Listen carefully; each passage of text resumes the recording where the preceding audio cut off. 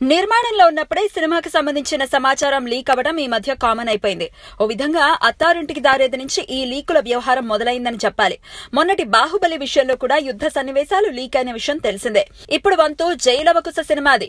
ఈ సినిమాను ఏ ముహూర్తాన మొదలు పెట్టారో కానీ జై లవకుశ విషయంలో ఓ లీకుల పర్వమే నడుస్తోందని చెప్పాలి. తొలుత ఈ సినిమా టీజర్ లీక్ చేశారు. ఆ తర్వాత ఈ సినిమాలోని జై నేపథ్యంలో సాగే రావణ రావణ పాటను లీక్ చేశారు. ఇప్పుడు జై లవకుశ స్టోరీ కూడా లీక్ అయినట్లు తెలుస్తోంది. ఈ సినిమా కథే అంటూ ఓ కథ ఫిల్మ్ నగర్ లో ప్రస్తుతం హల్చల్ చేస్తోంది. అదే నిజమైతే నిజంగా బాధాకరమే. జై లవకుశలో ఎన్టీఆర్ త్రిపాదిన అభినయం చేస్తున్న విషయం తెలిసిందే.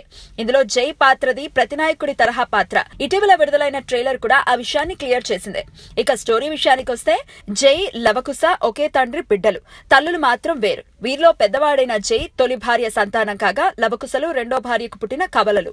జై తల్లి అనుకోకుండా చనిపోతుంది. ఆ చావుకు తన తండ్రే కారణం అనుకుంటాడు జై.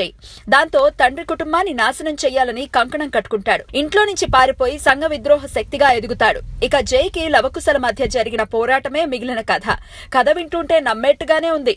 మరి ఇందులో నిజానిజాలు తెలియాలి అంటే సినిమా వచ్చేదాకా ఆగాల్సిందే. ఇంతకీ ఈ లీకులు చేసింది ఎవరు అనేది మాత్రం ఇప్పటికీ $1 మిలియన్ ప్రశ్నే.